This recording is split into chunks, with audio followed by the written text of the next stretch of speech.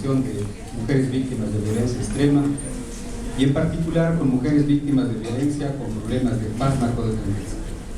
El objetivo de la ponencia es reflexionar sobre los criterios de inclusión de mujeres en modelos residenciales de atención, principalmente cuando las mujeres víctimas de violencia extrema padecen además problemas de farmacodependencia. Son reflexiones en torno a las virtudes y los riesgos de este método de trabajo, la residencia como modalidad de intervención en situaciones críticas o extraordinarias. Partimos de un criterio elemental, pero necesario. No hay método bueno o malo por sí mismo. Existen métodos pertinentes a problemas adecuadamente diagnosticados. De ahí la importancia de conocer y reconocer los riesgos y los daños que puede traer consigo la residencialidad en algunas de sus modalidades: internados, albergues, casas de emergencia, casas de seguridad, refugios, etc. Es decir, me planteo interrogarnos algunas cuestiones críticas sobre lo que a veces solo consideramos como una solución o una propuesta de trabajo, pero existe la otra. El método o las buenas intenciones no implican que los resultados sean idóneos o adecuados. Me parece que el problema es sumamente complejo, sumamente nuevo, apenas estamos tratando de comprenderlo como para creer que tenemos buenos resultados. Algunas consideraciones preliminares al respecto. Primero, asumir a una persona o a una familia en residencia terapéutica significa tomarla en cargo. Esto es, tener su vida en nuestras manos, sin que sea presa, y sin embargo, reconocer que ha perdido momentáneamente su libertad. Segundo, la residencia es una suspensión de la vida social y cotidiana de la persona. Dejar de vivir, detener la vida y perder la pertenencia, la identidad y la participación social. Tercero, sin libertad, sin pertenencia, el autoconcepto de la persona se estigmatiza y la vida cambia para el sujeto en situación de internamiento. Siguiente, no necesariamente las personas que ingresan a una residencialidad vuelven a ser las mismas en adelante cuando salen de un espacio hiperprotegido, así sea un día, una semana o 3 meses. Quiero compartir con ustedes la historia desarrollada en diferentes experiencias de atención residencial durante los últimos 32 años de mi vida. Tal vez eso explique un poco, no un conocimiento especializado de mi parte sobre esta experiencia de estos métodos residenciales, sino las repercusiones sobre mi lectura de la realidad y los riesgos de un método de trabajo de esta naturaleza. Repito, no es asunto de que sea bueno o malo el método, sino de los efectos probables de su aplicación y, eso sí, de la especialización que ello representa y exige por parte de las direcciones, los equipos de trabajo, de los programas de atención y los criterios de evaluación de esta experiencia. Antecedentes. Trabajo con modelos de atención residencial desde hace 32 años. La primera vez tenía 17 años. Ingresé como voluntario a una casa albergue para atender a niños y niñas abandonadas y agredidas por sus propios padres. Experiencia en la cual convivían niños y niñas con diferentes problemáticas al cuidado de una familia extensa albergada a sus 2 hijos con síndrome de Down. En esta experiencia educativa, principalmente para mí, imperaba el criterio de la voluntad y el esfuerzo personal de los padres de familia que trabajaban con sus propios hijos y otros niños que fueron llegando posteriormente. La casa de atención residencial se ocupaba de la alimentación, el vestido, la salud, la educación y el cuidado total de los niños. El criterio de inclusión era los lugares disponibles en la casa y la voluntad de los dueños de la misma. La consecuencia de esto era el sobrecupo, la demanda social que rebasaba en mucho, siempre, la oferta institucional. La implicación personal de los fundadores orientaba el trabajo terapéutico. A esto se conoce como un modelo carismático. Años después, ingresé a un programa de atención residencial para comunidades de niños y niñas de y en Cali. Era un programa gubernamental, diferente al primero, Contaba con dinero, recursos, programas estructurados, equipo de trabajo de especialistas, apoyo de todo tipo. La residencialidad significaba una cosa distinta en este caso. Era un programa solo para varones, con vida en calle, usuarios de drogas, con un proyecto de vida estructurado, trabajo, estudios, etc. El resultado era que la oferta institucional sobrepasaba la demanda social. Esto es, el problema consistía en cómo ingresar a los muchachos de la calle a la institución. La implicación institucional, en este caso, expresaba la distancia burocrática del programa respecto de la necesidad real de la población. Los criterios de inclusión terminaban por excluir a los posibles usuarios del servicio. A esto se le conoce como un modelo burocrático. Posteriormente, trabajé con poblaciones de presidiarios en procesos de rehabilitación social con problemas de farmacodependencia. La residencia institucional en este caso era una parte integral de la cárcel donde los preliberados purgaban sus últimos 6 meses en un programa de rehabilitación de la farmacodependencia. Era un programa para varones con ingreso voluntario y con la finalidad de reinserción social. Los criterios de inclusión eran la libertad anticipada y la salida parcial de la cárcel. Coordiné una comunidad terapéutica mixta, mujeres y hombres, con problemas de farmacodependencia, que durante mucho tiempo atendía solo a hombres. El problema en esta experiencia comenzó cuando la institución pretendió hacer efectiva la residencialidad mixta de hombres y mujeres. Las resistencias institucionales aparecieron en voz de los operadores, los miedos del grupo de atención. El terror era: las mujeres van a perturbar la paz de los hombres al provocarlos sexualmente. En este caso, los criterios de inclusión no estipulaban que el sexo fuera una condición de exclusión para la atención. Estructuralmente, la comunidad terapéutica requería la experiencia diversa. La implicación institucional en este caso era la incompetencia para trabajar la visión patriarcal del método de trabajo. Una orientación religiosa centrada en el líder varón, el gurú, el guía, el pastor. Una imagen idealizada del Padre, Dios varón a fin de cuentas. Dirigí además, sin escarmentar con todo lo anterior, una comunidad terapéutica para mujeres adictas exclusivamente. En ella imperaba una atmósfera diferente a las anteriores que había conocido. Quizá desde mi lectura masculina parecía sutilmente violenta. La dinámica de las mujeres en grupo parecía muy distinta a la de los hombres.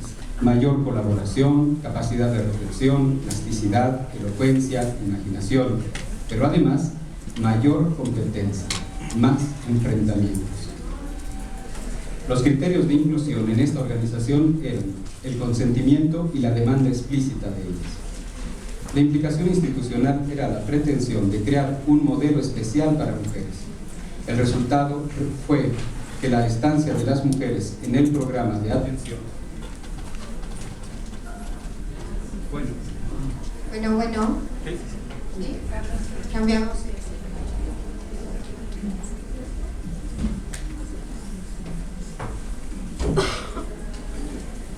Bueno,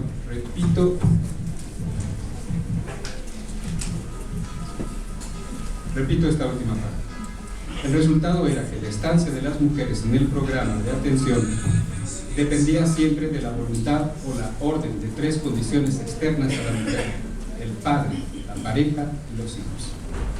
Por medio de la seducción, el chantaje, la amenaza, la orden, el mandato, la súplica o la agresión directa, las mujeres terminaban interrumpiendo el tratamiento. El modelo de atención era estrictamente masculino, de mujeres, pero con una lógica de hombres. Desde hace 7 años ensayamos en nuestra organización procesos de reinserción social para mujeres víctimas de violencia extrema. Estamos en una fase muy inicial de esta modalidad que pretende incluir una articulación de las 3 formas de atención: la residencia, la semiresidencia y la atención externa. Esta secuencia de mi recorrido profesional me coloca en una situación que ha permitido observar algunas consideraciones sobre el método de terapia institucional, y ahora nos remitimos a ello. La terapia institucional consiste en una modalidad de tratamiento que articula la atención integral de las personas atendidas: vivienda, alimento, salud, trabajo, educación, recreación y esparcimiento. Se le llamó en algún momento institución total a estas organizaciones como la cárcel, los hospitales psiquiátricos, los asilos, los hospicios, los albergues, los internados, los monasterios y toda forma de vida residencial que dependa de una organización donde las personas asistidas tengan que mediar su voluntad por la administración de la institución. Y esto es lo cual. La terapia institucional se ocupa de una problemática específica a través de hacerse cargo de la vida completa de la persona. Su virtud es esta y su defecto es este al mismo tiempo. Tomar en cargo la vida de una persona cuando lo que está en juego es solo un aspecto de la misma, como si la parte fuera más importante que el todo. Esto ocurre así porque los criterios de inclusión son pensados siempre en función de aspectos parciales de la realidad, la temática en juego o la población de atención. Así, se definen los criterios de ingreso en razón de la problemática, locura, adicciones, delitos, violencia o discapacidad. La temática define la puerta de la selección y al mismo tiempo de la exclusión. Otra manera de definir los ingresos es el tipo de población en función del género y la edad: mujeres, hombres o población mixta, infantes, adolescentes, jóvenes, adultos o adultos mayores. Esta es otra puerta de entrada a los programas. El riesgo de esta perspectiva es que muchas veces el ingreso de una persona a una modalidad residencial no se mide con la debida oportunidad y pertinencia. A veces, las instituciones necesitan ingresar a las personas por compromisos administrativos de éxito y obligan a las personas a vivir una experiencia desafortunada. Otras veces ocurre lo contrario. Las personas requieren ser protegidas incluso de sí mismas y no hay lugares para su ingreso. Decidir el ingreso de una persona a una modalidad de terapia institucional no es una decisión arbitraria, por lo tanto, requiere de un conocimiento exhaustivo de la persona, de la historia familiar, de la situación social, del momento y del contexto. En este sentido, definir los criterios de inclusión en una modalidad residencial no es asunto de gusto o preferencia personal, sino un asunto de evaluación especializada. Y creo que eso no se puede. La atención residencial para mujeres con problemas de adicción. La terapia institucional, en cualquiera de sus modalidades, puede ser utilizada en situaciones extremas donde la vida de la persona o de otras personas se pone en juego. Por eso es muy útil en el caso de las adicciones, sea para hombres o para mujeres. La residencia terapéutica puede proporcionar seguridad, confianza, apoyo, resguardo, cobijo, consuelo, cuidado, cura en el estricto sentido de la palabra. Pero ocurre algo muy curioso en el caso de las mujeres con problemas de adicción. Los métodos de atención especializados para mujeres parecen reproducir los mismos esquemas de los tratamientos para hombres, como si las mujeres fueran lo mismo. Los dispositivos de atención no contemplan la incorporación de los hijos en los casos en que existan, por ejemplo. No consideran la dependencia emocional, económica, social de su sujeción al poder patriarcal en las que se encuentran. De tal forma que, incluso para decidir pedir ayuda, las mujeres son excluidas de los medios de atención. En otras palabras, no se sienten con derecho de pedir ayuda. En ellas, la adicción es un pecado, una afrenta moral, un estigma. Estadísticamente, el 90% de solicitudes de ayuda para problemas de adicciones son para varones y tan solo el 10% para mujeres. Esto supondría una variante masculina de las adicciones respecto de las mujeres, lo cual es un espejismo, porque incluso la imagen social de las adicciones es una representación masculina. Pero las adicciones femeninas perfilan una imagen distinta, adicciones médicas preferentemente. Las conductas adictivas de las mujeres y las dependencias patológicas toman una actuación diversa. Uso de sustancias para el manejo de la depresión crónica en todas sus variantes. Esto quiere decir que las adicciones, por lo menos desde mi perspectiva, no se reducen solo al uso o la cantidad de las sustancias que se consumen, sino al sistema de las relaciones donde las drogas sirven de objeto articulador de las relaciones familiares. Muchas mujeres pueden tener serios problemas de dependencia patológica y patrones de conducta adictiva y no saber que lo tienen. Pero esto no es el caso de la discusión ahora. El caso es que las mujeres son discriminadas en diferentes ámbitos de la vida social, pero las mujeres con problemas de adicción son doblemente discriminadas de los servicios de atención porque impera, por lo menos para ellas, una imagen moralista del problema. Si un adicto es discriminado por serlo, una mujer es menospreciada, estigmatizada, rechazada, excluida del derecho a ser atendida. La pregunta es, ¿por qué? Institución total y procesos regresivos. Me pregunto, ¿cuál es la posición de la perspectiva de género frente al problema de la discriminación de las mujeres adictas en los modelos de tratamiento que siguen una orientación estrictamente masculina? Y de la misma forma, ¿cómo son tratadas las adicciones en los refugios para mujeres víctimas de violencia estéril? Por lo pronto, me resulta extraño pensar que en una modalidad de intervención total se puede excluir un tipo de problema como el de las adicciones. Y es que la institución total tiene la virtud de asumir problemas graves y sobrellevarlos, pero a la vez puede ser una terrible experiencia para los implicados. En una institución total, en internamiento, para entendernos, la principal experiencia es la de la pérdida radical, la pérdida total. Y esta condición favorece un proceso regresivo por el solo hecho de estar apartado, separado de los vínculos primarios, en un grupo ajeno, asumiendo reglas institucionales, tareas tal vez bonitas pero absurdas, una lógica distinta al de la vida cotidiana de la familia. Un proceso regresivo consiste en una experiencia donde las emociones básicas de la persona emergen y se ponen en juego las defensas primarias de sobrevivencia.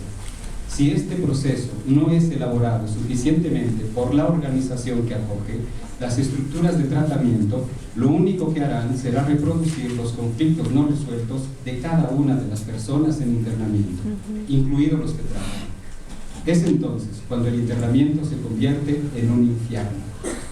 Los chismes, los rumores, los delirios persecutorios, el hastío, los enfrentamientos, el desgaste emocional, el estrés laboral por parte de los equipos de trabajo y la interrupción de tratamientos por parte de las o los usuarios se imponen como regla. Deserciones, huidas, transgresiones, accidentes, violencia expresan este momento crítico del método.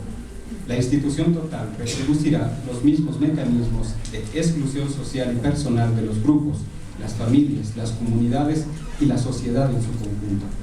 Será un laboratorio donde la explotación, el dominio y el sojuzgamiento se reproduzcan sin miramientos.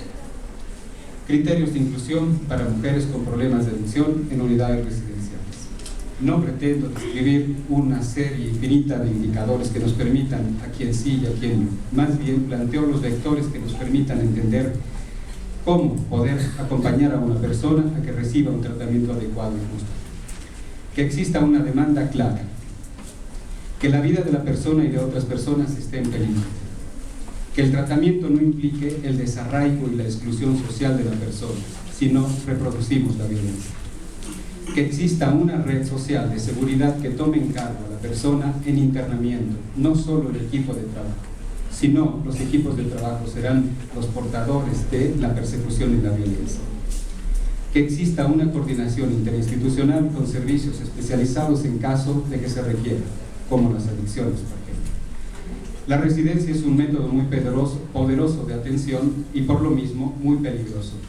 Dijimos al principio que una persona en residencia no es la misma cuando entra y cuando sale del internamiento.